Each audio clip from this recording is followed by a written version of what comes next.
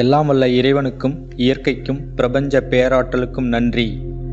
ஆழ்கலவை யூடியூப்பிற்கு உங்களை அன்புடன் வரவேற்கிறேன். கூட்டு பிரார்த்தனை. கடவுளின் அன்பிற்காகவும் நமது பாதுகாப்புக்காகவும் பிரார்த்தனை செய்வோம். முதல்ல பிரார்த்தனைனா என்னங்க? பிரார்த்தனை என்பது நமக்கும் இறைவனுக்கும் நேரடியாக ஏற்படுத்தக்கூடிய ஒரு தொடர்பு பாதையாகும். அதாவது பிரார்த்தனை என்பது ஒருவரால் உற்பத்தி செய்யக்கூடிய மிகவும் சக்தி வாய்ந்த ஆற்றலின் வடிவம். ஒருவர் உற்பத்தி செய்யக்கூடிய பிரார்த்தனைக்கு இவ்வளவு பவர் இருக்கும் பொழுது 4 பேர் அல்லது அதற்கு மேற்பட்ட எத்தனை பேரும் ஒன்று சேர்ந்து இறைவனிடம் பிரார்த்தனை செய்யும் பொழுது அதற்கு சக்தி அதிகமாகிறது.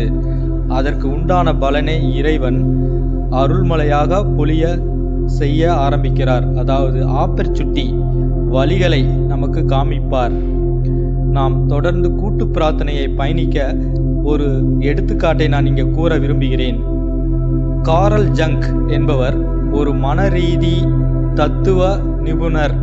இவர் ஜெர்மனியில் வாழும் ஒரு குறிப்பிட்ட இன மக்கள் நினைத்தா மழை வருது, இவங்க மட்டும் நினைச்சா மழை பெய்யுதே, இது எப்படிங்கிறது ஒரு ஆராய்ச்சி செய்ய அங்கே போய் உடனே கேட்டால் அந்த மக்கள் சொல்ல தயங்குறாங்கிறத தெரிஞ்சுக்கிட்டு அவர்களுடனே ஒரு வருடம் ஆராய்ச்சியில் அங்கு இருந்து ஆராய்ச்சி செய்யும் பொழுது அந்த மக்கள் சரளமாக அவர்களிடம் பேசும் பொழுது, வேற ஒன்றும் இல்லைங்க, நாங்கள் நினைச்சா ஒன்று சேர்ந்து மழை வானா வந்துருங்க, ஆக நாங்கள் ஒன்று சேர்ந்து உணர்வுபூர்வமாக நினைக்கும் பொழுது மழை வருதுங்க அப்படிங்கிற ஒரு உண்மையை அறிகிறாரு. ஏங்க இவ்வளோ தூரம் அங்கே எதுக்கு நம்ம போகணும்? இதே நம்ம தமிழ்நாட்டில் ஒவ்வொரு கிராமங்களிலும் மழை வரணும்னா ஒரு கிராமத்தில் உள்ள மக்கள் ஒன்று சேர்ந்து மலைதேவன் ஒரு பொம்மையை செஞ்சு அதற்கு பாட்டு பாடி அழைப்பார்கள். அடுத்த வினாடியே மழை வரும் அல்லது அடுத்த நாளுக்குள் மழை வந்துவிடும். இது நான் அறிந்த நிதர்சன உண்மைங்க. இப்படி கூட்டு பிரார்த்தனை செய்து நமது வாழ்க்கையில் தேவையான செல்வம், மகிழ்ச்சி, நிம்மதி, ஆனந்தம் போன்றவற்றை எளிமையாக ஈஸியாக பெற்றுக்கொள்ளலாங்க.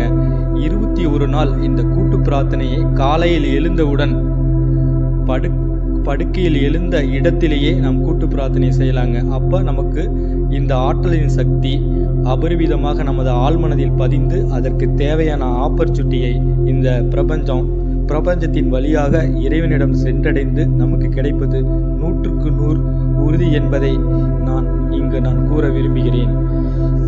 பிரார்த்தனையை ஒன்று மட்டும் இல்லாமல் போயிருந்தால் நெடுநாளைக்கு முன்பே எனக்கு பைத்தியம் பிடித்திருக்கக்கூடும் என்று நமது மகாத்மா காந்தியே கூறியுள்ளார்கள். எனவே நாம் பிரார்த்தனையை ஒவ்வொரு நாளும் தொடர்ந்து பிரார்த்தனை செய்து இறைவனை வழிபட்டு வாழ்வில் முழுமையான பலனை அடைவோம். வாழ்க வளமுடன். வாழ்க வானகம், வாழ்க பூலோகம், தூயவைகளே துணை, தூயவைகளே கருணை, எல்லா புகழும் இறைவனுக்கே.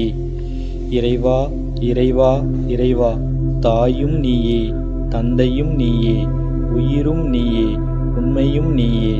இறைவா, எங்கள் குடும்பத்தில் உள்ள அனைவரையும் நலமுடன் வைப்பாயாக. எங்கள் குடும்பத்தில் உள்ள அனைவரையும் பாதுகாப்பாக வைப்பாயாக. இறைவா, எங்கள் குடும்பத்தில் உள்ள அனைவருக்கும் அருள் புரிவாயாக. இறைவா, எங்கள் குடும்பத்தில் உள்ள அனைவரும் மிகுந்த தைரியத்தை தந்து அருள் தருவாயாக. இறைவா, எங்கள் குடும்பத்தில் உள்ள ஒவ்வொருவருக்கும் நீண்ட ஆயுளுடன் வாழ அருள் புரிவாயாக. இறைவா, எங்கள் குடும்பத்திற்கு உன் அன்பு வளையமே அரண். எங்கள் குடும்பத்திற்கு உன் அன்பு வளையமே அரண்.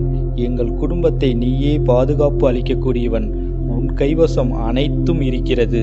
இறைவா, எங்கள் குடும்பத்தில் நடக்கக்கூடிய அனைத்தும் நன்மையாக்கி தருவாயாக. அண்ட பிரம்மாண்டங்களை படைத்த இறைவா, நீயே மிக பெரியவன். எல்லா புகழும் உமக்கே. எங்கள் குடும்பம் சிறந்து விளங்குவதற்கு தேவையான அறிவை தந்து அருள் புரிவாயாக. இறைவா, நான் செல்லுகின்ற எல்லா இடங்களிலும் துணை நிற்பாயாக. செல்வ செழிப்பான வாழ்க்கை வாழ்வதற்கு எங்களுக்கு அருள் புரிவாயாக. எங்கள் குடும்பத்திற்கு சாந்தியும் சமாதானமும் உண்டாகட்டும். எங்கள் குடும்பத்தை வழிநடத்தும் எல்லாம் வல்ல இறைவா, உமக்கு நன்றி நன்றி நன்றி. எங்களுக்கு உயர் நன்மையும் உயர் மேன்மையும் உண்டாகட்டும். எங்களுக்கு உயர் நன்மையும் உயர் மேன்மையும் உண்டாகட்டும். எங்களுக்கு உயர் நன்மையும் உயர் மேன்மையும் உண்டாகட்டும்.